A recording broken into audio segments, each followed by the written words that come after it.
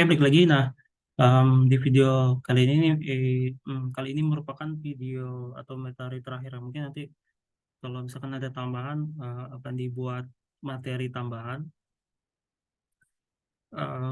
Kemudian, nah, materi terakhir ini mungkin bisa jadi ada dua video ya.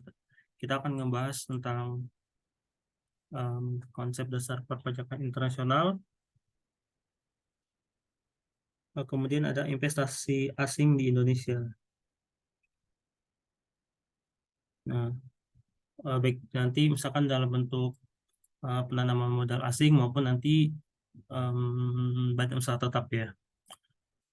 Terus kita juga akan bahas terkait dengan kombinasi bisnis di skema apa yang akan dilakukan kalau aspek perpajakan apa saja kalau misalkan ada merger dan akuisisi gitu. Nah, oke, kita lihat nih di sini kalau misalkan kita buka ya halaman 163. Nah, ini di konsep dasar jadi di manajemen perpajakan di halaman 163 Oke, mungkin hanya sebatas teoritis dulu. Jadi ini terkait dengan perpajakan internasional, itu mengacu kepada aspek internasional dari hukum pajak penghasilan dari suatu negara, dan hukum pajak tidak bersifat internasional. Karena setiap negara berdaulat berhak menciptakan hukum pajak masing-masing. Tapi ketika suatu individu atau badan melakukan aktivitas perpajakan di lintas negara, maka mereka biasanya akan dikenakan pajak di kedua negara dengan sistem perpajakan yang berbeda di masing-masing negara. Nah, untuk menghindari dampak pengenaan pajak berganda, maka diperlukan satu perjanjian. Di sini ada istilah yang namanya adalah negara sumber dan negara domisili. Jadi kalau negara sumber itu berhak untuk memajaki penghasilan yang bersumber dari negaranya. Sedangkan negara domisili ya berhak untuk memajaki penghasilan karena pihak yang memperoleh penghasilan tersebut adalah subjek pajak dalam negeri. Jadi misalkan kayak contoh yang domisili ini ya mereka adalah terdaftar sebagai subjek pajak dalam negeri, tapi punya penghasilan bisa jadi di dalam negeri dan di luar negeri. Maka itu karena keterikatan dengan subjek pajak, itu bisa dikenakan uh, dikenakan pajak gitu. Saat ini persetujuan P3B ya atau tax treaty ini mungkin nanti kita lihat yang update nih. Kemudian ada namanya juridical double taxation, economical double taxation. Jadi kalau misalkan perpajakan berganda internasional secara umum dapat didefinisikan sebagai pengenaan pajak yang berbeda di dua atau lebih negara pada wajib pajak yang berkaitan dengan jenis penghasilan atau modal yang sama dalam periode yang sama. Nah, di sini kalau kita lihat contohnya penghasilan atau modal luar negeri dari subjek pajak dalam negeri, badan seringkali dikenakan pajak berdasarkan prinsip domisili atau prinsip of residence. Dengan demikian, pajak penghasilan dipajaki di negara domisili. Akan tetapi, pada saat yang sama negara sumber dapat memajaki subjek pajak luar negeri terkait dengan transaksi atau modal.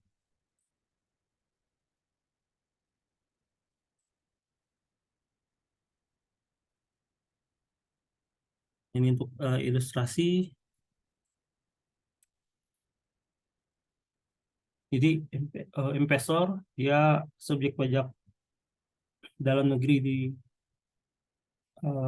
negara A ya berpartisipasi di perusahaan merupakan SPDN di negara B. B kemudian membagikan dividen eh, 1 juta euro, 1,50 euro yang merupakan objek PPh pemotongan. Ya, kalau yang yang baru itu dengan syarat 30% ya, di Undang-Undang HPP. Nah, jumlah yang dipotong adalah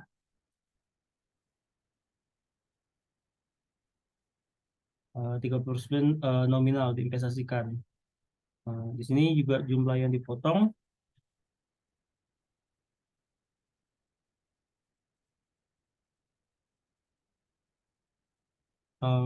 Karena dia objek pajak dari PPh pemotongan dari sebesar 15% dari negara B, sehingga jumlah PPh yang dipotong adalah sebesar 157.500.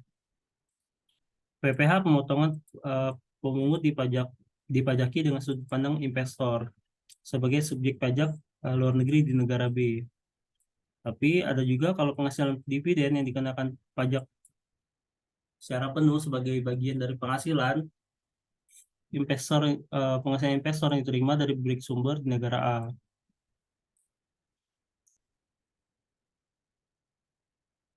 Terus ada namanya perpajakan berganda ekonomis, ya di mana dua pihak yang berbeda dikenakan pajak terikat dengan penghasilan modal.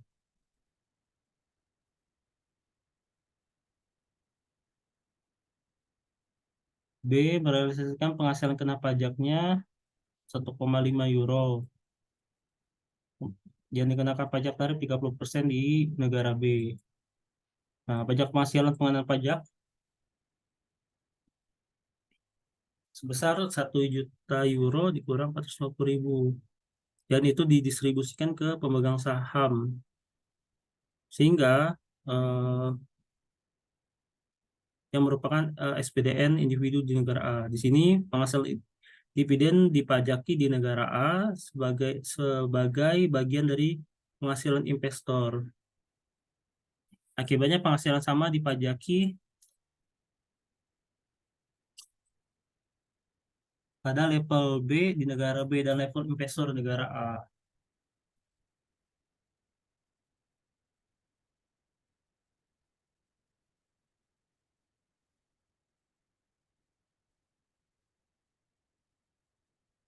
Perpajakan berganda ekonomis merupakan hasil dari konflik peraturan terkait dengan pemasukan atau pengurangan elemen positif. Sebagai contoh adalah penyesuaian dalam transfer pricing.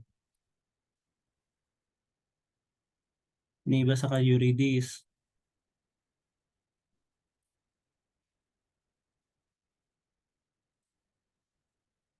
Anti-tax avoidance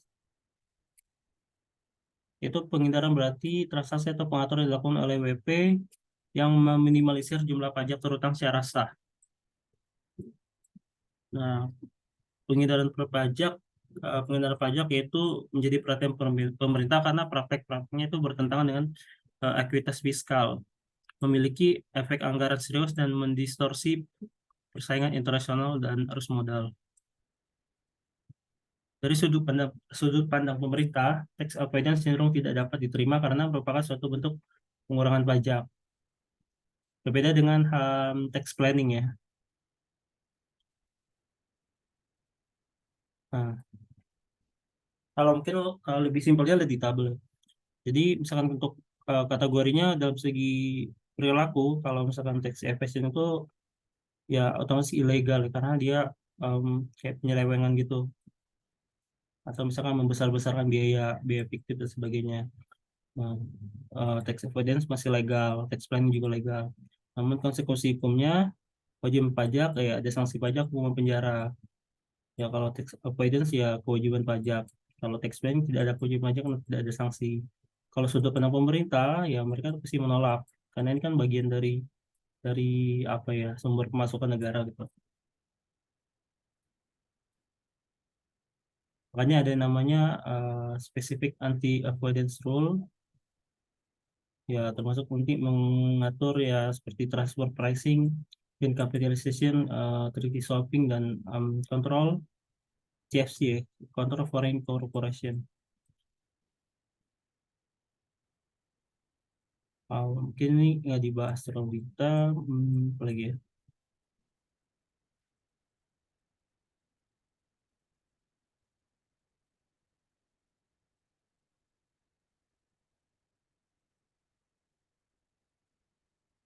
Oke, oke, nanti untuk transfer pricing kita akan buat satu video ya nanti bersama sama dengan beberapa perhitungan yang belum sempat dimasukkan, ya termasuk nanti cara menghitung transfer pricing itu metodenya seperti apa. Oke, nah terus ada investasi asing. Jenis investasi pertama adalah portofolio investment. Dia bentuknya aset. Kalau di sini contohnya adalah saham, obligasi, dan bentuk surat berharga lainnya. Kemudian ada jenis investasi yang kedua adalah direct investment. Jadi yang benar-benar nyata dalam bentuk pendirian perusahaan, pembangunan pabrik, pembelian barang modal, bahan baku. Kemudian direct investment ini biasanya dimulai dengan pendirian cabang perusahaan atau pembelian saham mayoritas dari suatu perusahaan domestik. Dalam konteks internasional, bentuk investasi ini biasanya dilakukan oleh perusahaan multinasional dengan aktivitas investasi yang umumnya di bidang manufaktur, ekstraksi, eksplorasi sumber daya alam, industri, jasa, dan sebagainya. Nah, kalau kita lihat penggolongan investasi ini ada yang namanya penanaman PMI dibedakan dalam beberapa bentuk ya. Yang pertama adalah subsidiary company, pendirian anak perusahaan. Jadi penanaman modal asing berbentuk anak perusahaan didirikan di tempat investasi dan biasanya sepenuhnya dimiliki serta berada di bawah penguasaan induk perusahaan. Bentuk Bentuk subsidiari ini dapat dioperasikan sebagai perusahaan asing yang terdaftar dengan izin yang dikeluarkan oleh negara tempat investasi dan tunduk pada ketentuan. Kemudian ada yang kedua, pembentukan cabang. Jadi kalau anak itu harusnya masih yang pertama itu masih terhubung dengan induk, artinya pembukuannya juga mereka masih terintegrasi. Kalau cabang, eh, pembentukan cabang perusahaan luar negeri atau melakukan kontrak keagenan dengan perusahaan lokal. Investasi bentuk cabang ini dari segi biaya, apabila skala usaha efektif masih kecil dan penanaman modal dilakukan bersifat sementara atau untuk jangka pendek. Kemudian ada bentuknya joint venture untuk dengan perusahaan lokal, perikatan kontrak pemberian jasa, apapun jasanya sini. Kalau misalnya kita lihat seperti jasa manajemen, eh, jasa perusahaan, jasa lokal, dan dia biasanya dikenakan withholding tax. Investasi bentuk lainnya berupa perjanjian atau pemakaian merek dagang atau lisensi.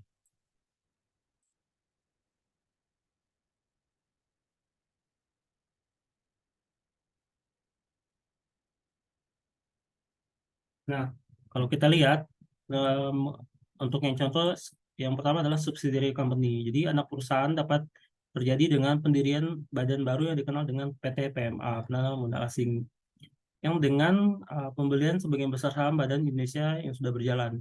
Anak perusahaan ini merupakan entitas legal mandiri terpisah dari induk perusahaan. Oh ya ini sorry, ini yang tadi dia pembukuannya nggak terhubung. Walaupun permodalannya dipenuhi atau usahanya dikendalikan oleh induk perusahaan. Sebagai entitas terpisah dari induk perusahaan, anak perusahaan punya eksistensi sendiri dan bukan merupakan bentuk usaha tetap dari WPLN yang dimaksud.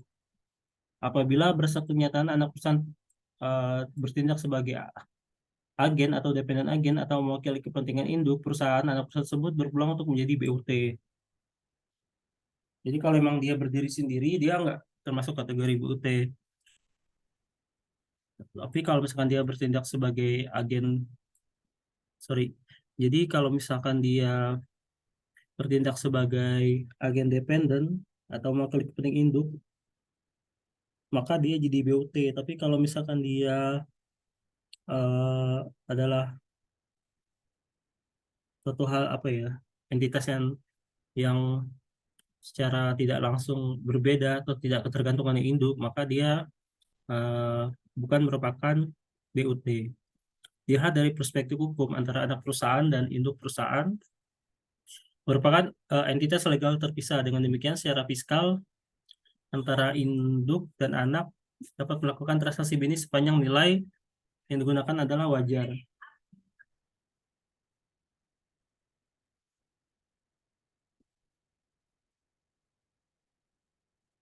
Kemudian cabang. Cabang ini perusahaan asing pada dasarnya merupakan divisi yang didirikan di wilayah geografis yang terpisah. Kalau dilihat dari perspektif hukum, dia komponen dari kantor pusatnya dan bukan merupakan entitas yang terpisah. Menurut kacamata pajak, hubungan antara kantor pusat dengan cabang entitas tunggal, single entity. Pengoperasian cabang perusahaan akan memunculkan bentuk usaha tetap dan berstatus WPLN. Sedangkan pengoperasian perusahaan di luar negeri akan menimbulkan wajib pajak dalam negeri. Nah, kalau anak perusahaan, kalau misalkan kita lihat perbandingannya dalam perspektif pajak, jadi anak perusahaan dibentuk atas dasar saham yang induknya di luar negeri. Anak perusahaan berstatus subjek pajak dalam negeri karena memenuhi kriteria didirikan di Indonesia sesuai pasal 2 ayat 3. Penghasilan yang dikenakan pajak meliputi berasal dari dalam negeri maupun luar negeri. Kemudian hubungan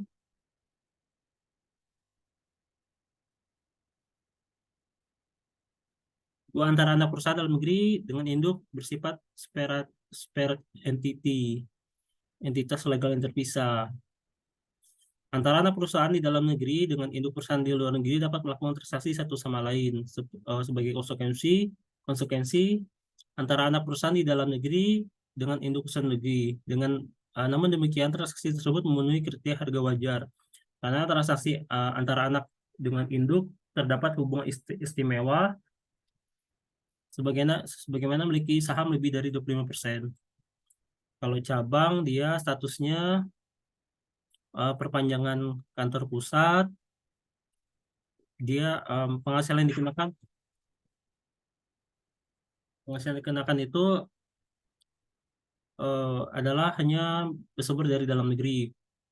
Hubungannya antara gabung perusahaan dalam negeri kantor pusat bersifat single entity. Antara cabang perusahaan dalam negeri dengan kantor pusat di luar negeri secara pajak tidak diperkenankan melakukan transaksi sebagai konsekuensi dari single entity, kecuali transaksi pembayaran bunga pinjaman dari cabang perusahaan dalam negeri kepada kantor pusat.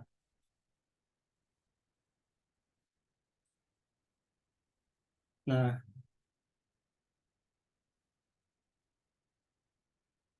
oke. Pengakuan laba anak perusahaan, jadi subjek pajak dalam negeri, anak perusahaan luar negeri di Indonesia dikenakan pajak atas penghasilan yang berada dalam negeri maupun luar negeri. Kalau dia SPDN, pada umumnya pajak PPh badan dikenakan atas dasar basis neto, yaitu penghasilan dikurangi dengan biaya-biaya. Kecuali pada usaha yang sifatnya final, seperti perusahaan konstruksi, real estate. Sisa laba setelah pajak yang dikirimkan anak perusahaan di luar negeri dikenakan pajak atas dividen. Jadi misalkan ada subjek pajak dalam negeri, untuk anak perusahaannya, kalau dia punya anak perusahaan dia akan dikenakan pajak. Tapi pengenanya adalah dari neto. Neto artinya penghasilan dia setelah dikurangi biaya. Kecuali pada usaha-usaha tertentu yang pajaknya bersifat final. Nanti sisa labanya dikenakan pajak atas dividen 20% atau tax free. Tapi ini nanti pasti mengikuti ketentuan terbaru ya. Untuk investasi berapa persen yang misalkan dia memenuhi kalau PLN itu kalau nggak salah dia asal diinvestasikan dia tidak dikenakan pajak, nanti kita lihat. Kemudian ada cabang perusahaan luar negeri bentuknya BUT berstatus berstatus subjek pajak luar negeri. Jadi cabang perusahaan itu dikenakan pajak PPh badan atas penghasilan yang bersumber dari dalam negeri.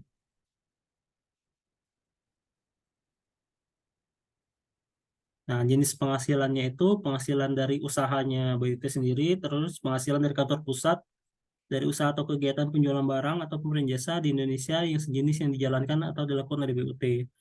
Jadi misalkan di Indonesia itu ada pabrik pabrik sepatu misalkan. Nah, terus ada transaksi em, orang apa ya orang Indonesia bertransaksi dengan pusat. Nah, maka pengenaan pajak penjualannya itu nggak salah itu akan masuk di pusat, akan masuk di BUT. Nah, ini kan yang jadi penghasilan kantor pusat itu akan diperhitungkan di BUT-nya. Kemudian penghasilan dividen, royalti, sewa, hadiah maupun penghasilan penjualan harta yang diterima dari kantor pusat sepanjang terdapat hubungan efektif antara BUT dengan harta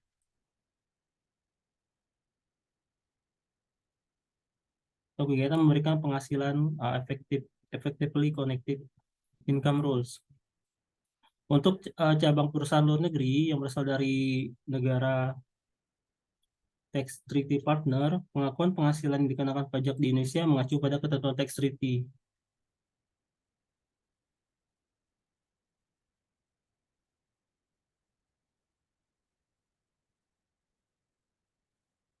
Tapi biaya berkenaan dengan penghasilan eh, di atas boleh dikurangkan dari penghasilan BUT. Di samping itu dalam menentukan besarnya laba suatu BUT, biaya administrasi kantor pusat yang diperbolehkan untuk dibebankan adalah biaya berkaitan dengan usaha atau kegiatan BUT yang besarnya ditetapkan oleh Dirjen Pajak. Jadi misalkan ada biaya-biaya pembebanan dari pusat ke BUT yang ada di Indonesia, ya. Nah, itu bisa bisa apa ya? Bisa diperhitungkan biaya-biayanya bagi BUT. Tapi asal itu adalah sehubungan dengan kegiatan usaha dan ada batasan tertentu. Nah, kalau sini lihat adalah presentasi alokasi biayanya, yaitu berbanding antara omset BUT dengan omset kantor pusat. Ya, jadi misalkan omset BUT 100, omset kantor pusat itu 1000, berarti biaya yang bisa dibebankan itu cuma 10%. Kemudian pembayaran kepada kantor pusat yang tidak diperbolehkan dibebankan sebagai biaya sebagai konsekuensi single entity antara BUT dan kantor pusat. Jadi biaya-biaya ini tidak boleh dibebankan gitu di BUT. Ya, tadi selain biaya administrasi kantor pusat boleh. Terus ada lagi yang larangan, biaya ini nggak boleh dibebankan atau sebagai pengurang nanti ketika menghitung pajak PPh, PPh terutang. Nah, royalti atau imbalan penggunaan harta, imbalan sumbangan jasa manajemen, dan bunga, kecuali dia bunga berkaitan dengan bank. Dan ada tambah lagi kerugian sikus mata uang asing yang terjadi akibat fluktuasi nilai rupiah pada perkiraan utang kantor pusat.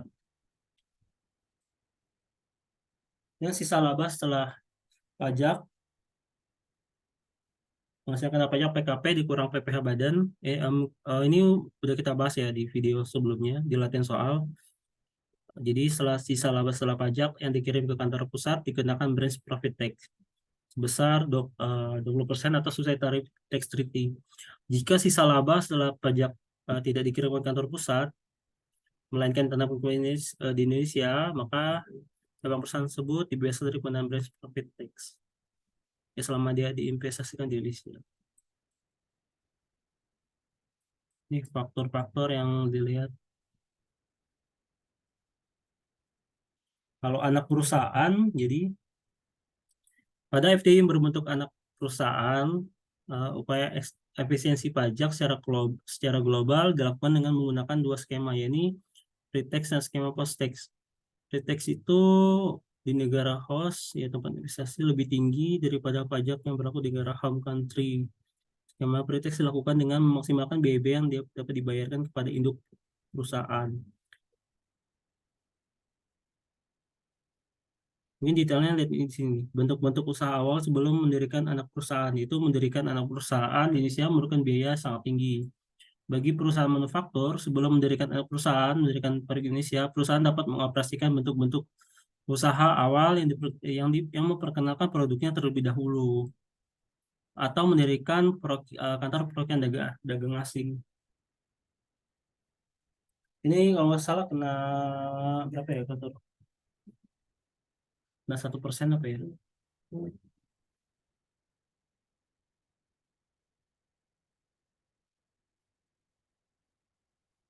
PH 15.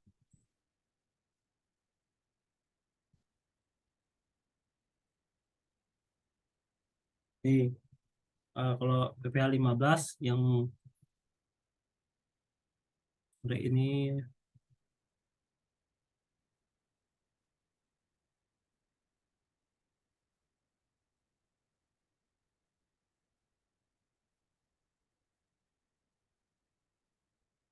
nah, jadi dia bisa mendirikan kantor perwakilan negara asing, nanti kena kena apa ya namanya? Kena 1%, netonya kena 1% dari nilai ekspor bruto, Nanti pajaknya terutang adalah 0,44% dari nilai ekspor bruto dan bersifat final.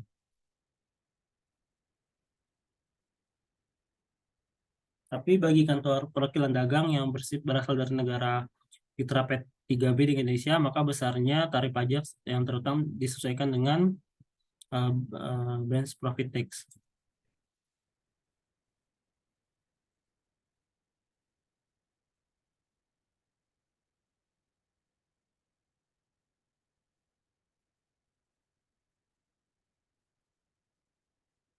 Nah, ini dia bisa kena PP pasal 15 dengan mendirikan kantor perwakilan negara asing.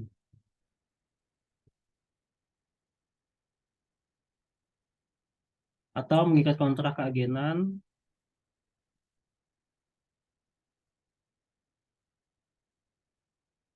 karena eh, jika dia pakai kontrak agenan dia tidak dianggap sebagai BUT di Indonesia sehingga Indonesia tidak punya hak untuk memajakan. Dia mengikat kontrak dengan pedagang perantara lokal.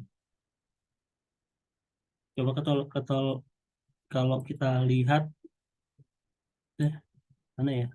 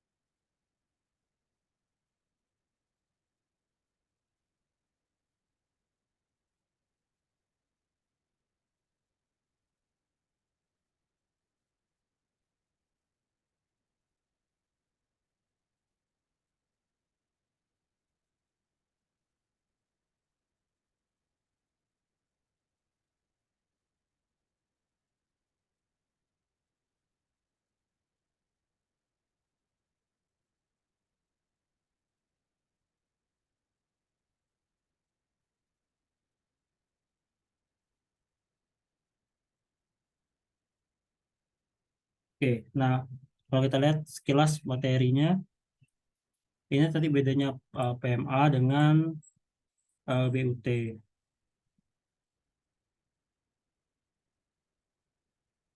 PMA itu biasanya ditunjukkan untuk penanaman modal asing.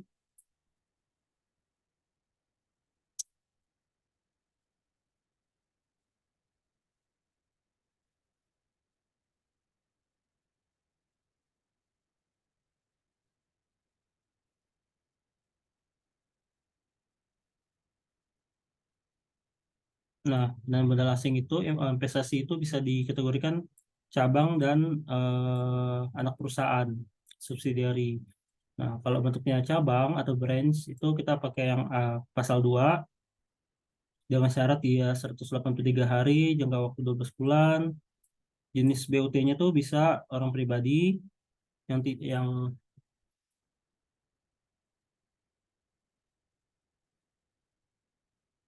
bisa bisa SPLN ya. SPLN ini orang pribadi asing yang bertempat tinggal di Indonesia, berada di Indonesia selama 183 hari untuk menjalankan usaha. Kemudian bisa badan asing yang tidak didirikan di Indonesia dan tidak berkedudukan di Indonesia.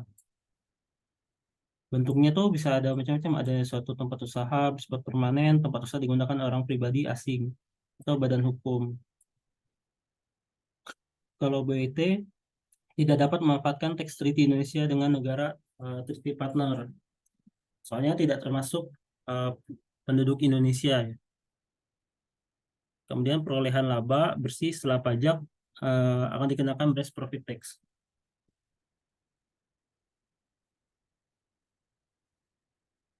Contohnya ini bisa pabrik, bisa gedung, kantor, pertambangan, wilayah, jenis BUT. Orang yang bertindak selaku agen, agen pegawai, komputer, dan sebagainya. Kalau BUT, ya pasti dia kena PPh badan 22% sesuai dengan Undang-Undang HPP. Nah, kemudian dia penghasilan yang setelah pajaknya dikenakan 20% atau tax relief jika penghasilan setelah kena pajak tersebut dikirim ke kantor pusat. Jadi dia punya penghasilan em, penghasilan kena pajak dikali tarif PPh badan 22%, ketemulah penghasilan setelah pajak. Nah, penghasilan setelah pajak ini baru dikenakan tax relief kalau misalkan dia bukan tax relief, ya tax relief atau PPh 26 yang 20%. Kalau misalkan dia dikirimkan, tapi kalau misalkan dia diinvestasikan atau ditanamkan kembali, dia tidak dikenakan pajak. Jika pengusaha tetap mengalami kerugian setelah penghasilan bruto dikurangi dengan biaya-biaya, maka kerugian tersebut dikompensasikan dengan penghasilan tahun pajak berikutnya. Ya, jadi masih bisa berlaku untuk kompensasi pajak. Perpajakan badan usaha tetap sama dengan wajib pajak dalam negeri lainnya.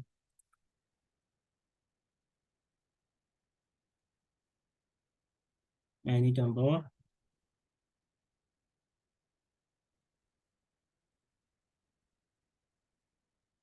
Kasus satu itu dia tidak mengirimkan laba, tapi diinvestasikan.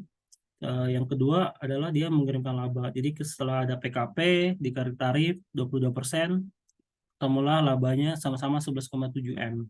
Nah, 11,7 M ini kalau dia diinvestasikan ke Indonesia di dalam negeri itu tidak dikenakan pajak. Tapi kalau misalkan dia dikirim ke kantor pusat, ya kan BUT, dia kirim labanya, maka itu kena branch profit tax.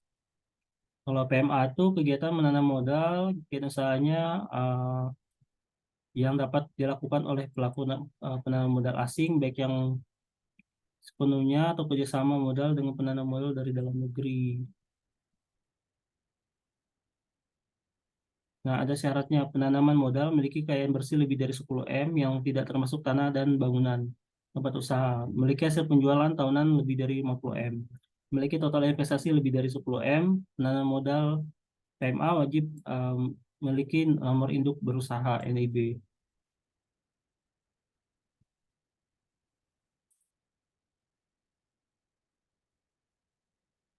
Ketentuan pajaknya PMA itu anak perusahaan ya. Dia pengurang penghasilan netonya paling tinggi adalah 30% dari jumlah penanaman modal yang dilakukan. Kemudian penyusutan amortisasi dipercepat, kompensasi kerugian yang lebih lama, tapi tidak lebih dari 10 tahun, pengenaan pajak penghasilan atas dividen sebagaimana dimaksud dalam pasal 26. Apabila tarif menurut perjanjian perpajakan berlaku menetapkan lebih rendah. Nah, perlakuan pajak terhadap PMA berstatus sebagai subjek pajak dalam negeri, anak perusahaan luar negeri di Indonesia dikenakan pajak atas penghasilan masuk dari dalam negeri maupun luar negeri.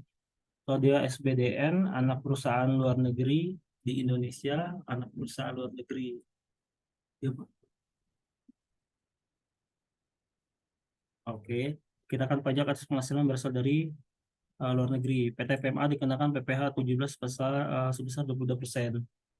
Induk perusahaan luar negeri dikenakan pajak atas dividen 20%.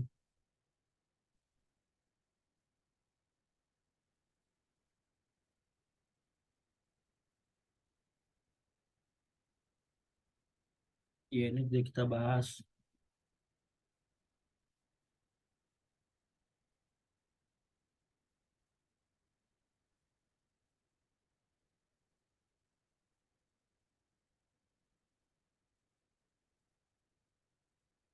Oke, nanti transfer pricing kita gabungkan dengan perubahan ini ya, klaster di Undang-Undang HPP.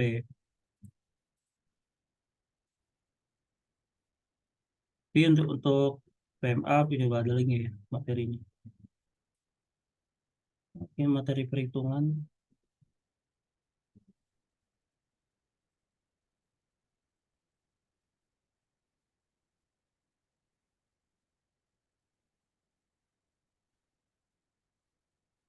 Ini pemajakan branch dan subsidiari. Contoh negara Malaysia. PTX itu merupakan perusahaan Indonesia yang melakukan ekspansi bisnis di luar negeri. PTX memiliki dua opsi, yaitu mendirikan BUT di Malaysia atau mendirikan anak perusahaan di Malaysia. Analisisnya PT X harus memahami regulasi di Malaysia, Malaysia terus harus memahami perbedaan perlakuan pajak BUT dan subsidiari di Malaysia. Oh, ini kalau misalkan di Malaysia itu kalau kita punya cabang kena 24% corporate tax-nya. Kalau subsidiary kena 17%.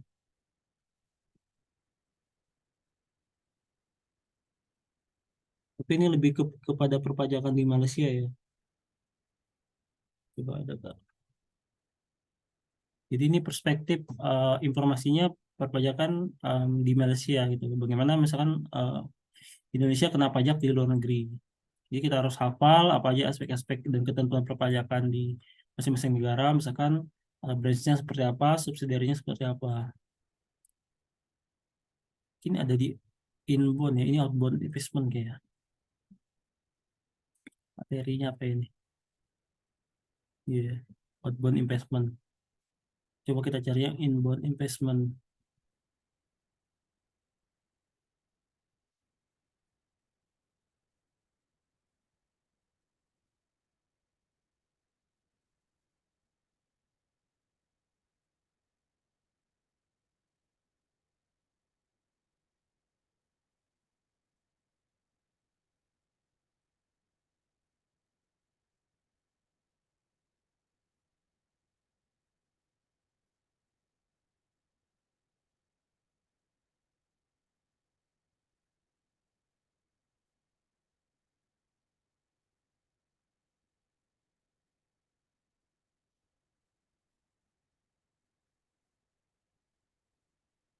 Outbound.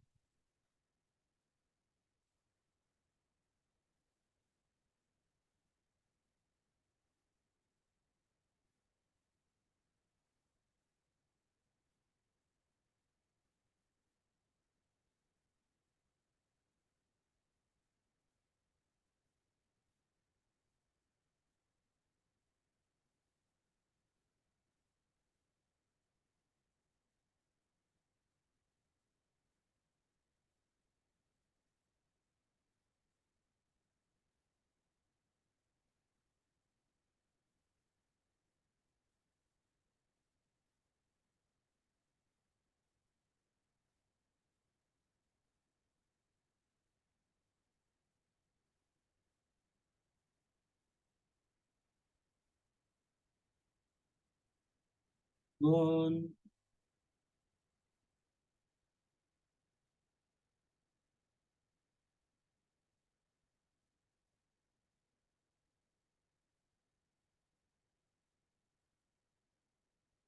Kayaknya outbound investment udah inbound investment udah kita bahas ya tadi di slide ini di sini. Secara umum sih sama. Cuman ini materinya ya mungkin kita kalau ada update lagi terkait dengan inbound, oh ya inbound. Ctrl F.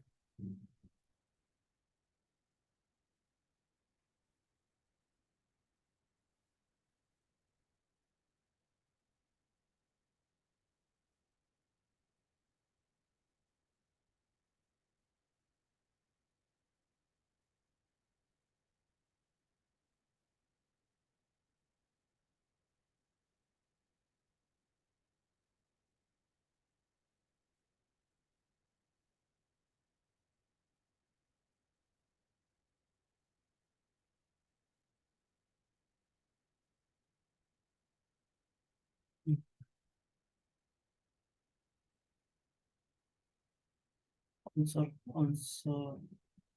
answer.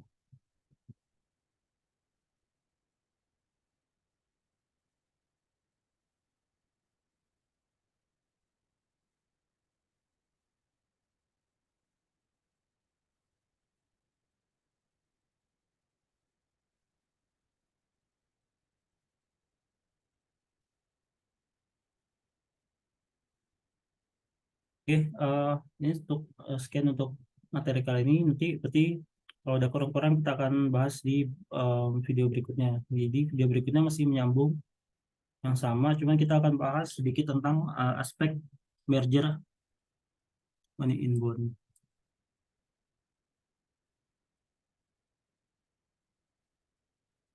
Oke, yang inbound tadi udah kita bahas ya di sini, yang dia kirim ke pusat dan sebagainya. Kalau dia diinvestasikan, nah itu inbound placement. Tapi kalau yang outbound itu kalau misalnya kita punya perusahaan di luar negeri, nah itu kita harus lihat dari sisi aspek pajak yang di luar negerinya dan sisi aspek tax treaty-nya gitu. Jika nanti misalkan dari luar negeri itu ingin mentransfer, mengirim laba ke Indonesia. Nah, sekian untuk video kali ini. Kita akan lanjut ke video berikutnya. Terima kasih. Sampai jumpa.